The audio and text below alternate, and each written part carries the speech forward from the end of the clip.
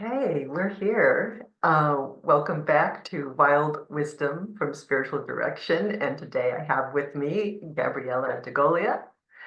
And I wanted to start our time together today acknowledging that as we were setting up for this interview, um, thunder rumbled, lights went out. Um, there's a little bit of chaos happening, and I want to start with just one of my favorite spiritual practices, which is, oh, great lover of the world, who comes to us as unexpected things. We honor you, we honor you, we honor you. We call on your name. And Gabriella, if you'd like to name something to call upon. I would love to. I call upon and invoke the mystery from which all things emerge and to which they all return. Thank you for all the causes and conditions that have brought this time and this conversation to bear. May we be guided through the storm that is literally happening without and also within as we speak to the art of offering spiritual companionship during revolutionary times. Yeah.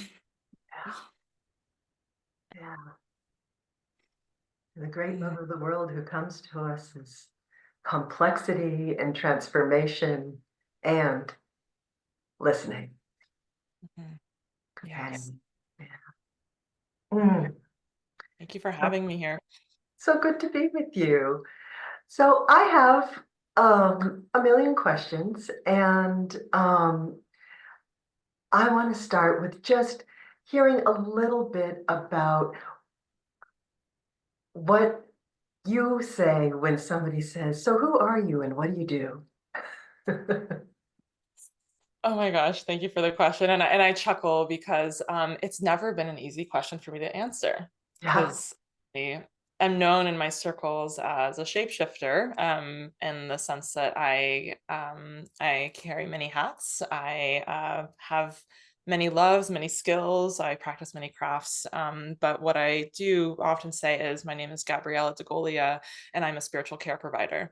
And within that, I practice spiritual direction or accompaniment, depending on how you might say it. But I also do a lot of other things. I'm a dream worker. I'm a tarot reader.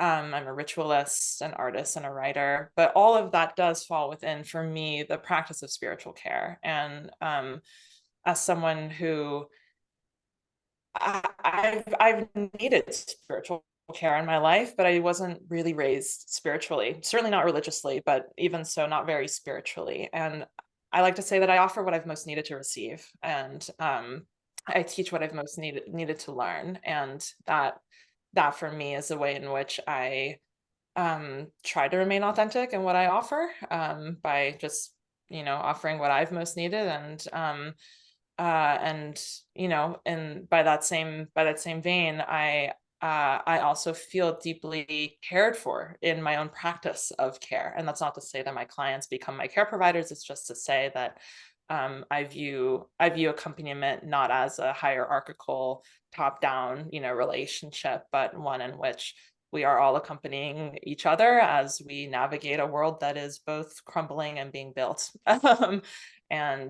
So that's who I am. I'm Gabriela. I'm a spiritual care provider who offers what I've most needed to receive. That idea of offering what you needed to receive is really resonating with me. One of the things that I came away from seminary knowing and is that we all kind of have just one sermon, right? We have this one thing that is our story to tell, our gift to give, and it is often the thing that you most need. Mhm, Um, mhm.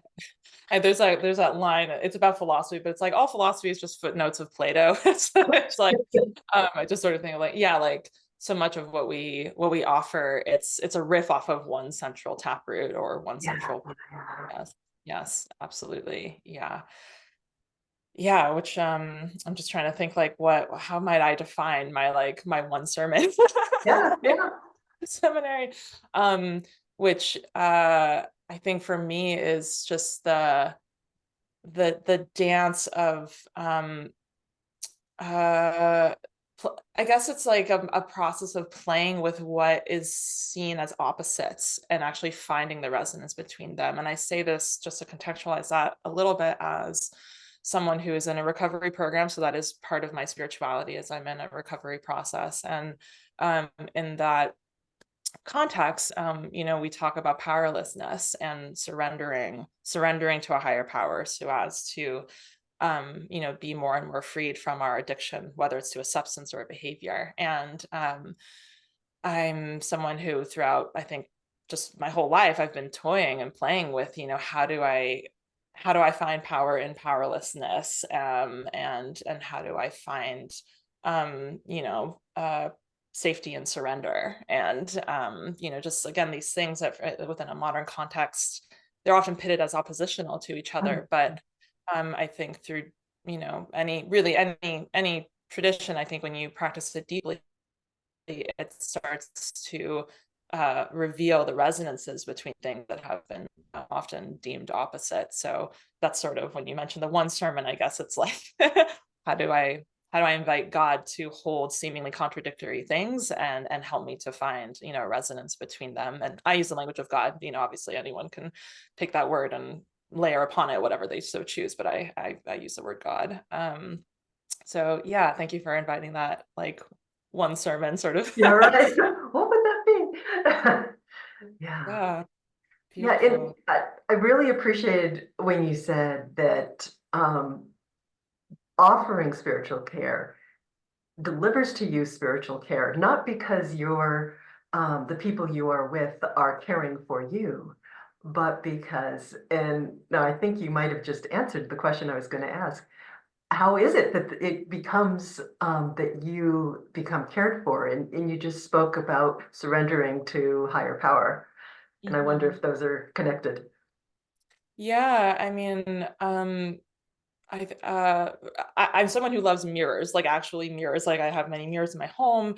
But there's a quote that's right, like when the student is ready, the teacher appears. And for me, just in my own spiritual life, I've come to trust it for myself. Every single moment is an opportunity for spiritual deepening, and every single being, human and otherwise, is a mirror. And I'm someone who adores the at least like from an esoteric kind of inner process, the process known as alchemy, which is for those who don't understand what alchemy is, it's often deemed as like a precursor to chemistry that tried to transform lead into gold, which is a material process, but it can also be layered upon an inner process of turning unformed or obscure parts of the self into more refined and radiant faculties. And um, there's an axiom within alchemy that is as within, so without, as above, so below.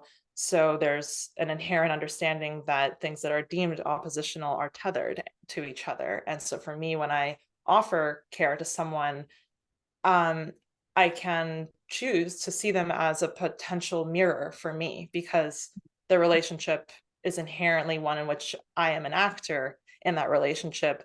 And so the relationship is not just me observing the other person, it's also me witnessing myself in relationship.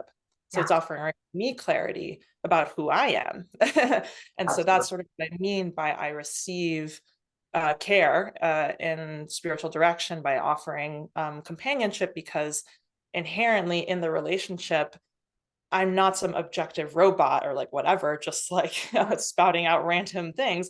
I am an actor, I am an agent in the process that is also having aspects of myself revealed to me and to the other person and within the relationship.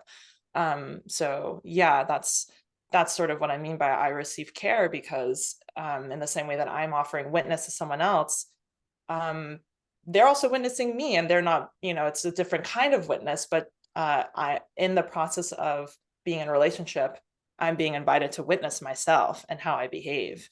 And that is that is a place where I can grow and can, care for myself and, decide who do I want to continue to be, or not to be.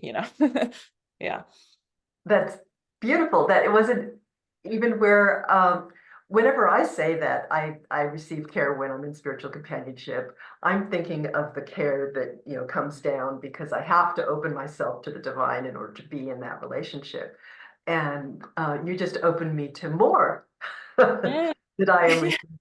And that's, I mean, of course, that's why we go to supervision, is to integrate the stuff that shows up when we are with someone. Um, you are paying attention to yourself. You are being transformed by just being present in that relationship.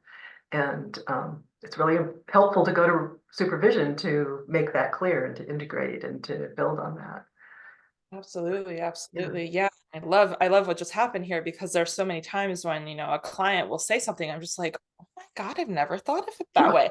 And, like, I've gone to seminary. I'm well read, I'm thinking many times in care providing professions, just at least in the way that it's done in the modern West, like there is a sort of hierarchical superiority sort of standard of like, I'm the one who offers wisdom to the other person. And that's obviously not what spiritual companionship in its essence is meant to be. It's meant to be a place where we support the person drawing out their own wisdom. We're not feeding it to them. Yep. But even so, I think like even in spiritual direction trainings, I don't think enough credence is often given to how much a spiritual director can actually learn from their clients, just about anything really. And Humaning. I'm floored. I am regularly floored by what my Yeah. clients say. It is like chef's kiss, beautiful stuff sometimes that I would not have come to on my own. So yeah, I love that we're kind of Model. exemplifying. Yeah, Right. Yeah. exactly. Beautiful. Yes. Um, I want to get to, I mean, you have, as we all do, complex identity. And I don't mean to say that in terms of complex, but in complex, beautifully complex, interesting, dynamic identities that intersect to create the beautiful thing that is you, the whole holy and worthy thing that is you, which is my one sermon. And I want to hear a little bit about how you understand yourself bringing that to spiritual direction work. Oh, such a beautiful question. And, kind of in line with what I was saying earlier about like, bringing opposites together. So I am someone who carries a lot of identities, and I'm someone who, one of my one of my first formal spiritual homes was Zen Buddhism, which has a core tenet of it, basically no self, no identity, and the ways in which we practice relinquishing notions of identity. And so I'm constantly in this dance between Mm. reclaiming wisdom about myself and like offering myself, labels or identities that are fruitful to my own self understanding, and also holding them loosely so that they can be composted and transmuted when the time is right. So, just once again, always holding kind of like two things at once here. But to answer your question, in a concrete way, so I'm someone who, in my spiritual direction work, I cannot help but bring the fact that I am white, the fact that I am an American citizen, the fact that I am chronically ill and disabled and neurodivergent, and I'm queer, and there are many, many, many labels that I bring to my work, and all of them profoundly impact how I offer care. And some of those identities, they're ones that I came to understand about myself later in life, like after I had begun my spiritual journey. So it's been a beautiful process of actually integrating, again, what we were talking about, like self-understanding grows as we deepen into the spiritual process on a personal and professional level. um, and so it was only like since the pandemic that I was finally diagnosed, like as an adult, with chronic illnesses that I had lived with all my life, but had not been diagnosed with. And so for much of my life, I thought of myself as like, I'm just not able to hold a job well because I'm just like whatever. Or, when I finally realized that I'm autistic, it just like it's so profoundly helped me constellate in myself, both like the profound gifts that I have and the profound challenges that I have, as being someone who I can get overwhelmed like way more easily than the average person. And that's made it hard to hold a quote unquote standard job or like whatever. I've had to spend time in psychiatric wards, just because of my mental health stuff. And all of that, like the ways in which I know who I am and I don't know who I am, just based on what is revealed to me at a certain point in my life, it's all been fuel for a deepening relationship with my God, who is both knowable and unknowable in their own grandiosity. And so I guess like what I bring to my work is just what I've most needed to receive once again, which is a trust that like what I know about myself, in terms of my various identities, as all the things that I just named and more, that they inform what I do, but there's also an even wider self that holds all of that is constantly being transformed and revealed and veiled to me. And just in terms of my like neurodivergence, I'm someone who is able to make connections very, very rapidly and across lines or like data points that many people, they're not quote unquote neurotypical people. I don't necessarily believe in neurotypicality, but that being an aside, I'm blessed with the capacity to cross pollinate information in a manner that is somewhat unique, and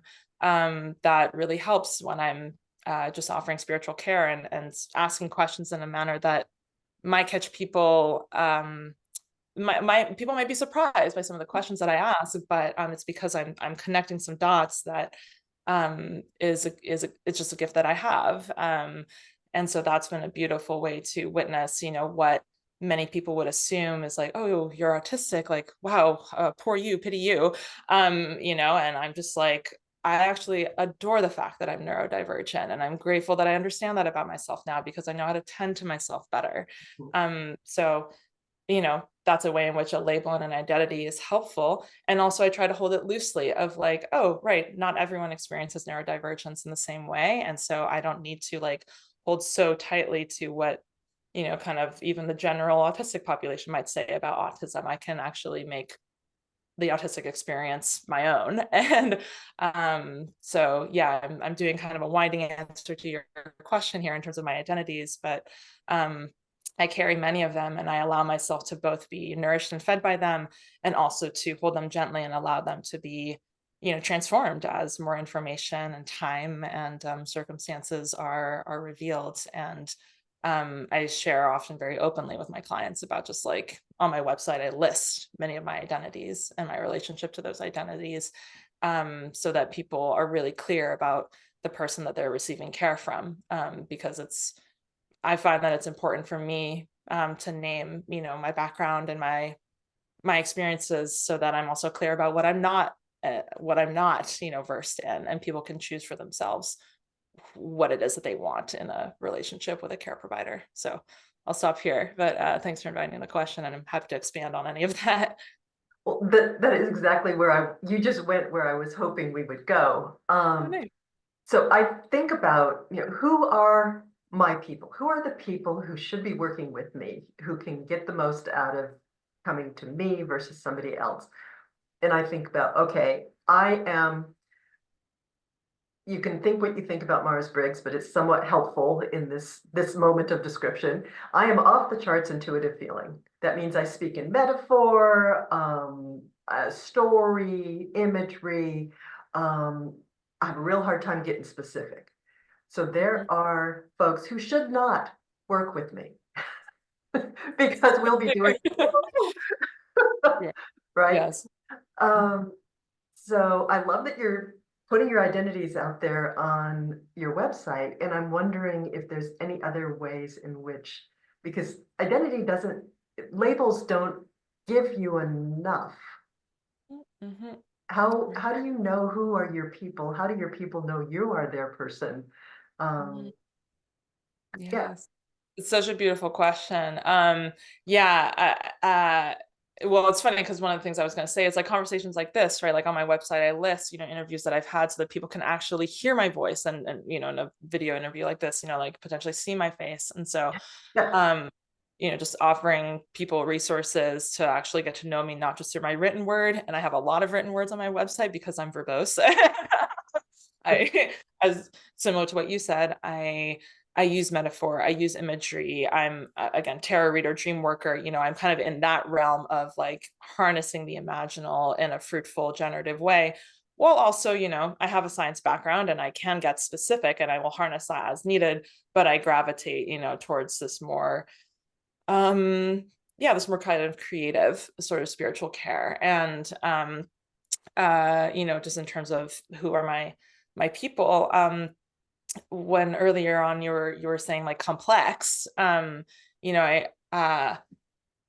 someone who really, really, really loves nuance. And, again, like that holding of opposites. I mean, for those who are into astrology, maybe this will clarify things for you. I'm a Virgo sun and a Pisces rising, which for those of you who don't know, those are important parts of, an astrological makeup, and they're on opposite ends of the chart. So, and so that means that I just am holding contradiction constantly within myself, which if I don't do that well, it becomes unnuanced black and white thinking. If I do it well, it becomes nuanced complexity. And so just for my own sake, I try to gravitate towards nuanced complexity. And I really appreciate working with clients who are invested in shedding black and white thinking, especially in an era when so much of our political systems, our economic systems, even much of the spiritual route, like the spiritual, stuff that we're hearing these days, it's so black and white. It's not nuanced because that's what the survival brain appreciates. And I am personally really trying to offer something different from that. And that's informed by my recovery process. It's informed by a lot of things. But clients who would rather for various reasons, and I'm not saying that's a judgment because it's a survival mechanism, especially in such stressful times, to be like, I just need clarity, black and white. Like, I don't mean to judge it. It's just to say, for my own process of spiritual deepening, I try to gravitate as much as possible towards complex nuance and asking questions that do make people sometimes uncomfortable, not in a, not to trigger them unnecessarily, not to, do anything other than, hey, might God, or whatever we're talking about here, might God be big enough to hold both the fact that we're doing our best and our best isn't great right now, or, like whatever it is like that people are holding and like being tense about. It's like, can we actually make space for all of these seemingly contradictory things to be here rather than be like, how do we make it just one or just make it the other? So yeah, my clients, I would say my people that I enjoy spending time with are ones who really, really try actively, consciously to embrace a multicolored rather than black and white perspective, who often gravitate more towards imaginal, creative, playful type ways of speaking.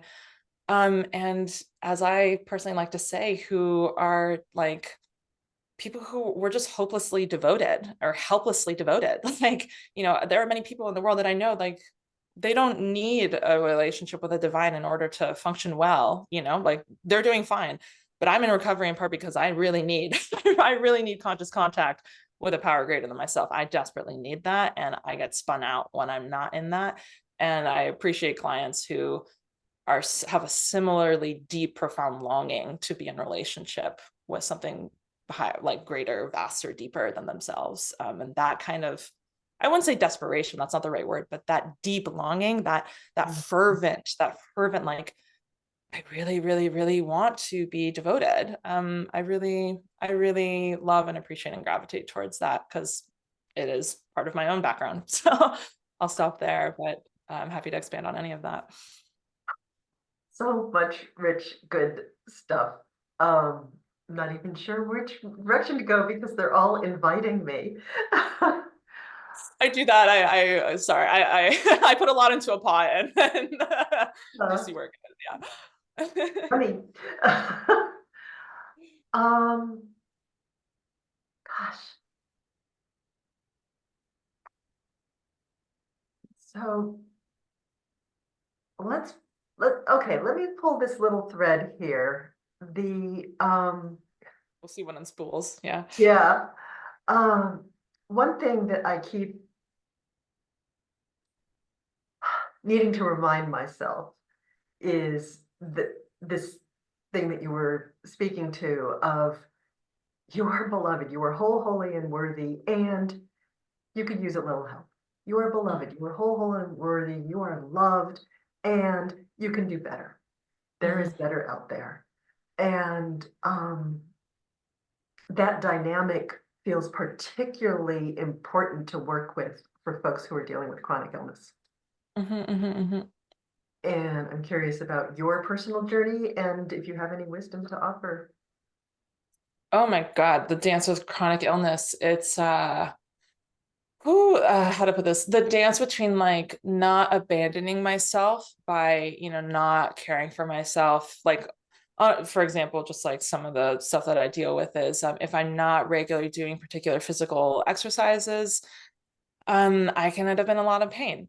At the same time, if I do the wrong kind of exercises or do too much, I also end up in a lot of pain. So it's like, wow, that dance between not abandoning myself, not abandoning my body by giving up completely, and also not being willful and forceful about it, then I'm also abandoning myself because I'm trying to like be stronger, by like some kind of external standard that actually isn't suited to my body. And like my body for me is such, again, like everything is a mirror for the spiritual process, right? And my body is for me a profound mirror for the spiritual process, because I live with musculoskeletal issues, that I have a wonky spine, and just like everything's kind of like not quite in the right place.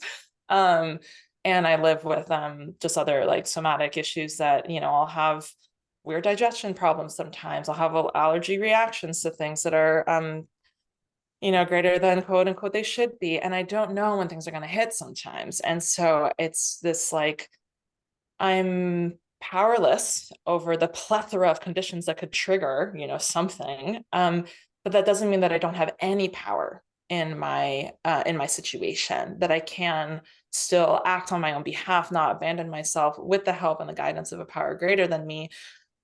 And that power doesn't usually ask me to be the fittest person in the room. They don't ask me to be the fastest runner. They don't ask me to all these things that externally I sort of have absorbed as like, if I'm not the best at, I might as well not even try.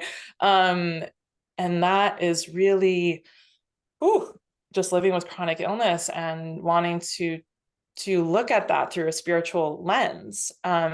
It's such an invitation to, as is said in, for example, the Lord's Prayer in the Christian tradition, give us this day our daily bread. It's not asking for a week's worth, and it's not asking for less than a day's worth. It's just enough. And that for me, living with chronic illness is like reminding myself it's just enough to do a little bit of exercise sometimes. It's just enough. But don't do less than that, because then I'm abandoning myself, and don't do more than that, because then I'm trying to play God basically and erase my chronic illness as if I don't have it. So yeah, that, we're doing our best and it can be better. Like I'm regularly juggling that, and also wanting to become more comfortable with the fact that like living with chronic illness in a world that is really diseased. Like our world is really, really not at ease right now. And there's no way that I really think almost anybody could not be diseased in the diseased world. And might there actually be wisdom in chronic illness? Might there actually be profound teachings that the chronically ill, disabled, mentally ill bodies, we are revelatory bodies, because we are mirroring the world in its own pain and its own groaning and its own inflammation, its own, mental illness, you could say. I mean, the despair in the world is obvious. And I both want to care for myself, but not from the perspective of so that I can be a productive member of a society whose standards are arguably wildly inappropriate. I'm not trying to get better to be a good cog in a machine of a social standard that is completely off the charts, ludicrous. I want to be well by the standards of, a God and a world that is acting from a place of love. And that doesn't mean necessarily that my illness goes away. It just means that I allow the revelatory nature of my illness to inform myself and perhaps other people, but inform me as to like, how do I show up and allow enough to be enough, allow love to guide how hard I try or how easefully I try. So yeah, long-winded answer to your question, but hopefully there's some stuff that you can work with there. Yeah, Yeah. yeah. Disabled bodies, ill bodies are revelatory in this time. Right. And the body of the world Mm-hmm. is A groaning. teacher of mine, Sophie Macklin, I'm not sure if maybe you're familiar with her work. I've taken some classes of hers, and one of her classes is called Ungovernable Bodies, and it's for folks who live with disability. And that's what the disabled body is. It's an ungovernable body in the sense that it will not conform to what capitalism demands of it. And obviously, on the one hand, that sucks when you're trying to survive under capitalism. And for me, at least, I try to remember that um, being unwell in an unwell system might be a sign that in a vaster system I am well, like in the sense of like my body is rebelling against something that it is worthy to rebel against. Mm. And that to me is the revelatory nature of disability, is the fact that the disabled bodies refuse to conform to the absurd work standards, the absurd standards of all sorts that have been imposed upon us. And that doesn't, I'm not trying to romanticize it, because living with disability is rough. It's just to say that it's not a fruitless, wasted body, like to be in a disabled body. It is actually a really profound site of rebellion and revelation, to me, for me. And I try to remember that when I'm having an off day, especially. Yeah, you're right at the top of your website, which of course is the betwixt and between, which speaks to the opposites connecting and intersecting. And Yes. but right at the top of your website, you say you do the work, your spiritual care work, in furtherance of collective liberation. Mm-hmm. Yes. Want to speak a little to that? Yes, I would love to. And this is one of the things that I think, at least for me, when I often hear people talk about spiritual direction, it's really focused on like, how do we support the individual client and, insert aspiration. And that is obviously a part of what I do. Of course, I support individuals in, deepening their relationship with the divine, and all of that. But every individual is nested within a communal context. We're all nested within networks of belonging or unbelonging, like we're sometimes nested within contexts that are not welcoming of us, but even so, we're in a relationship. And so for me, I always think of whenever I'm working with an individual client, I'm obviously focused on them and I'm working with them, but I remember that they're not just an island unto themselves. They are a being who is impacted by and impacts a whole network of existence. There is not one element of existence that is not impacted by the person that I'm working with. Same with me. I am impacted by, and I impact every single aspect of existence, which isn't the same as being responsible for it, of course. It's just to say that we're all in relationship. And for me, collective liberation, as the name implies, it's collective, it's communal. And so in my work, even with individuals, but also and especially in, classes that I teach and like, communal settings that I hold, I'm remembering that at its essence, the spiritual journey is a relational one, because we are inherently inviting relationship with something, however you want to describe it, greater, vaster, deeper, higher, whatever. It is literally a relational process. And therefore, I think it does a disservice to the spiritual direction process when we do not understand the client as part of a wider network and part of a wider community, and don't consider the ways in which the political systems impact their spirituality. There's a conversation oftentimes in spiritual direction circles of like, is it okay to talk politics with clients? Should we maybe name our own politics, or like, do we invite them to share theirs? And for me, on my website, I literally list like, these are my politics. I'm a card carrying member of the Democratic Socialists of America. You don't have to be. I'm not requiring any of my clients to agree with my views, but I want you to know where I stand, because me and you are inherently impacted by the systems that be. And I can therefore not be neutral when I am offering care to people who are impacted by social systems. There is no neutrality in that, which doesn't mean that I will impose my view on the client. I never impose my view on a client, but I find it important to name at least where I stand, and then whatever they choose to share with me, fine by them. I will not force them to, develop thoughts that are similar to mine. I just want to name that the spiritual care process, it is a political process, not partisan. It's political, because it inherently plays with the question of, how does a part relate to a whole? How does a devotee relate to their God? How does a citizen relate to a state? They're asking the same question, just on different layers of reality.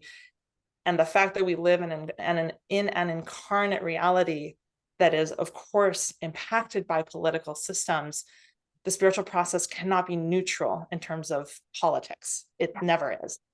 And I name that up front. And that's why, for me, my work is linked up with collective liberation, because I am invested in transforming the world, not just from this ethereal sort of spiritual place, but also, how do we create systems where disabled bodies are actually cared for, like practically day to day? That to me is as much a political economic question as it is a spiritual question.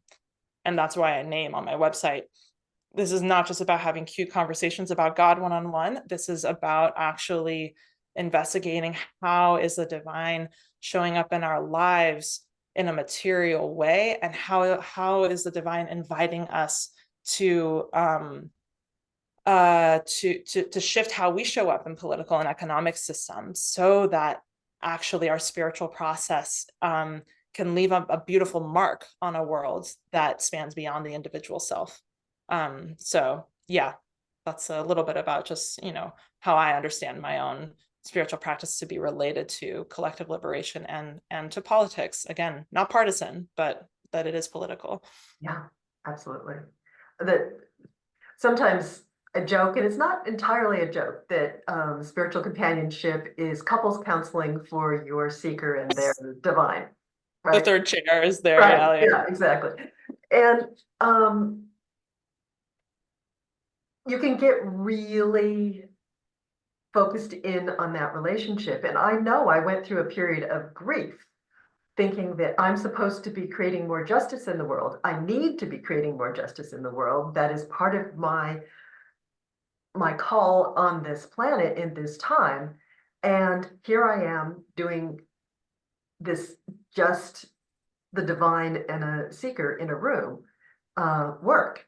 So I came to a similar understanding to yours, but you just put it so beautifully that every improvement in this relationship improves every other relationship. Every learning, every piece of wisdom ripples out.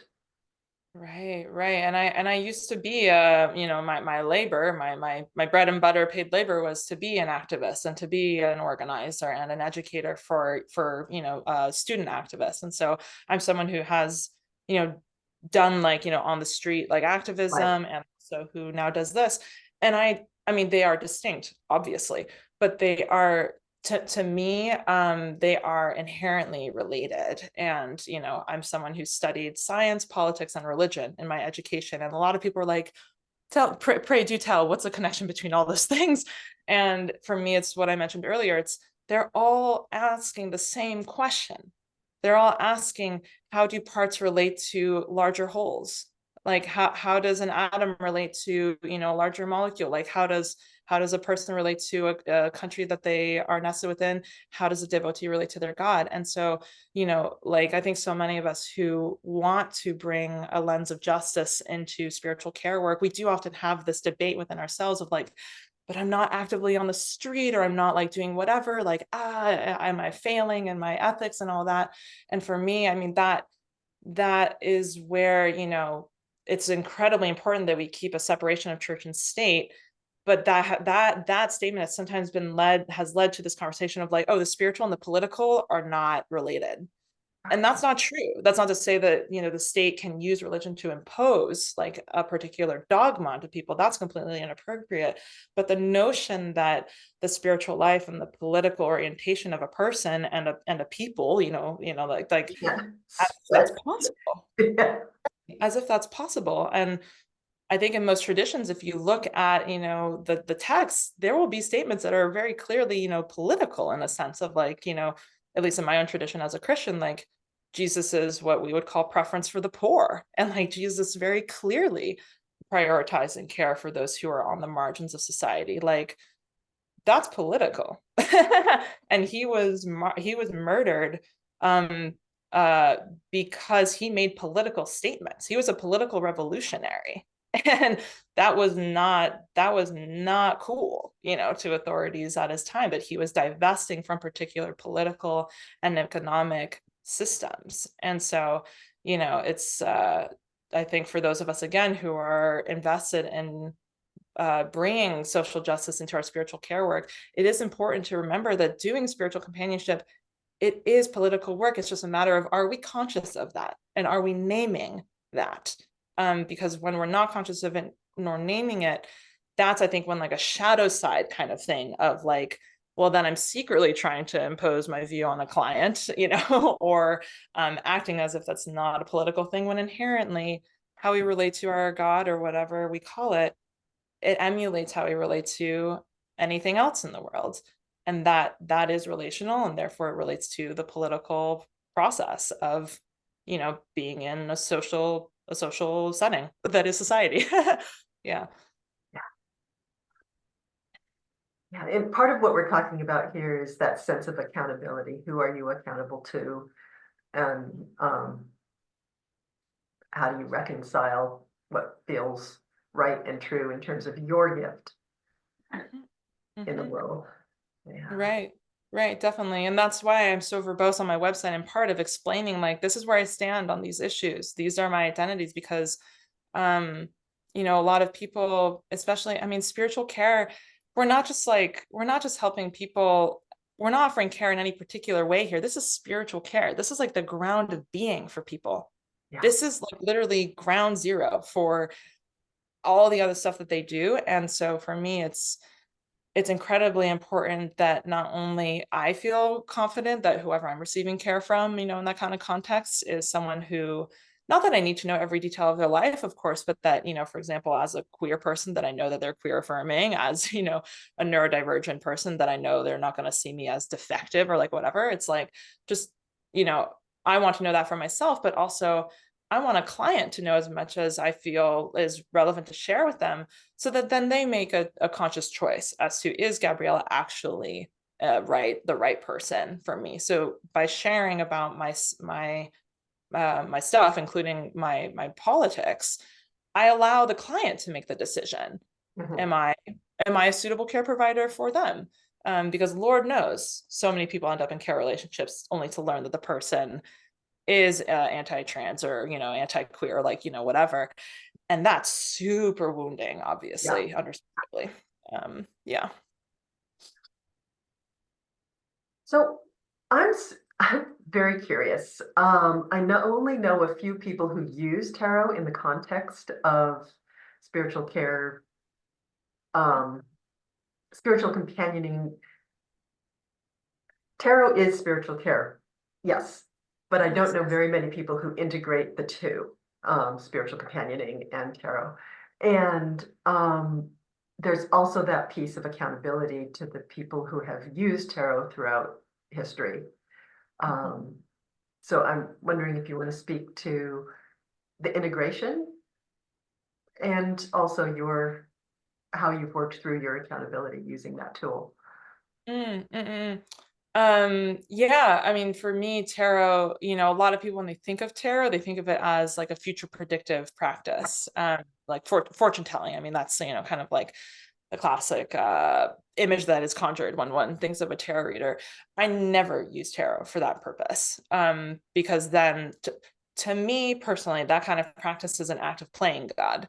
And I don't want to do that in any of my work. I don't want to play God.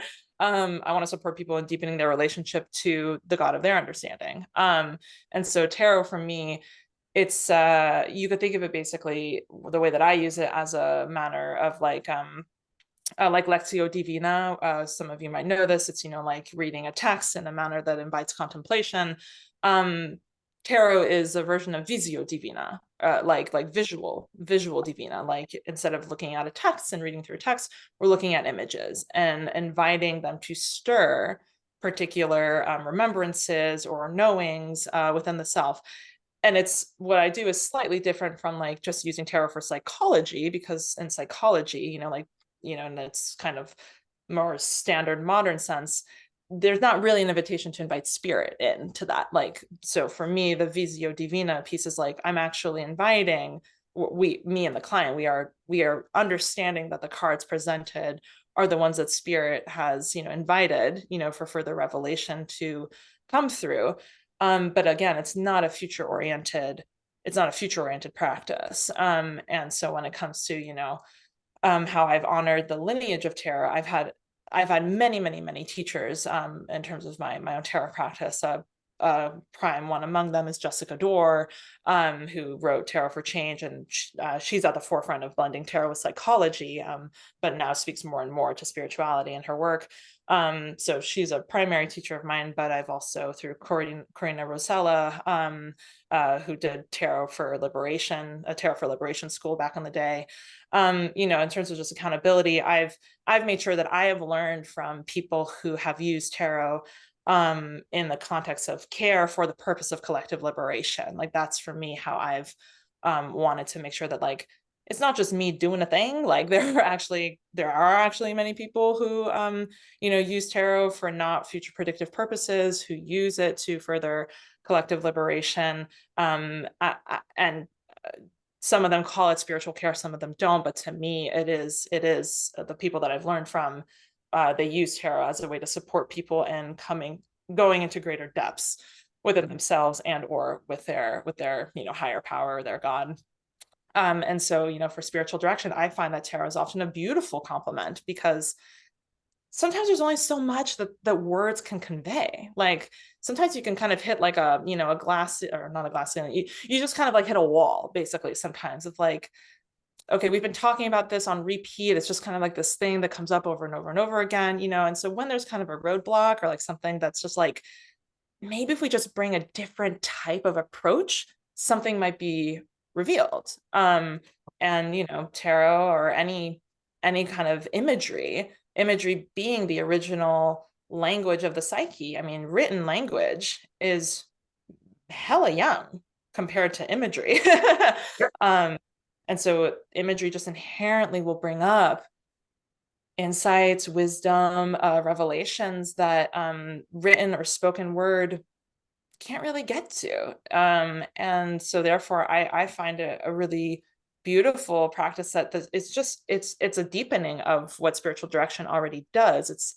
I don't really feel like I'm going rogue, honestly. I feel like I'm just like sinking into a deeper place with it. And again, that's partly because I don't use tarot in a way that most people associate with it. I just use it again for further self/spirit revelation, in a way that doesn't play God, that just allows for, the language of spirit to speak in a novel way so that a novel insight might emerge. So yeah, hopefully that answers your question a little bit.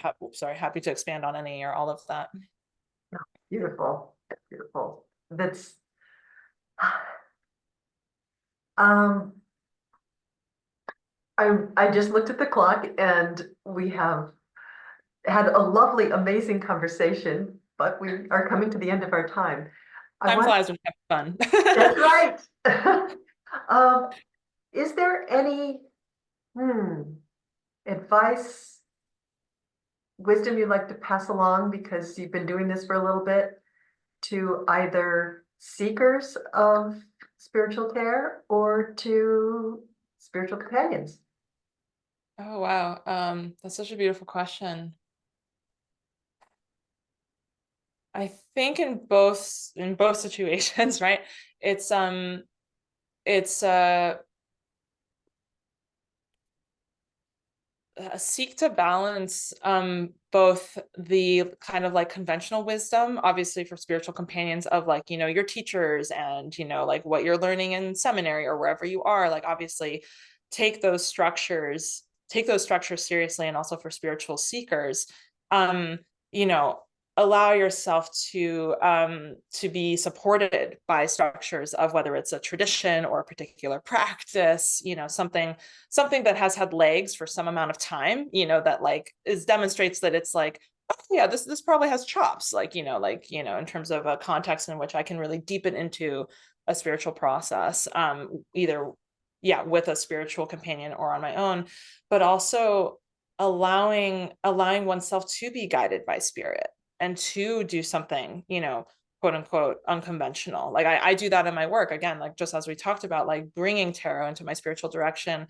It does break away from, you know, kind of classic spiritual direction models, but I think especially in the revolutionary times that we're in, we're being invited to balance both, you know, solidity of structure and receptivity to spirit. Just like any solid vessel, any bowl is both, it has to be stable in terms of its structure, its solidity, but it also has to be open. It has to be able to receive something within itself. And so for spiritual companions, obviously take what your teachers tell you seriously, like, you know, be supported by the structures that are offered to you through your training programs, and also allow yourself to feel the movement of spirit in you in the unique way that it is moving through you. And same with a spiritual seeker. It's you know, as you're seeking a spiritual companion, I would recommend find someone who can both hold, you know, hey, like there's a structured cadence to our appointments, you know, like I'm a reliable person, and also someone who can actually move with your movement of spirit in a way that facilitates that dexterity that is also needed in the spiritual process. So yeah, again, in both situations, allowing for both solidity and flow, essentially, is like what I would encourage for both. Yes. Thank you so much. Thank you for your wisdom. Thank you for bringing your whole authentic self. And thank you so much for having me. It's been such a pleasure to talk to you. Yes, yes, and blessings to all of those who are listening. Just thank you for your time and presence here.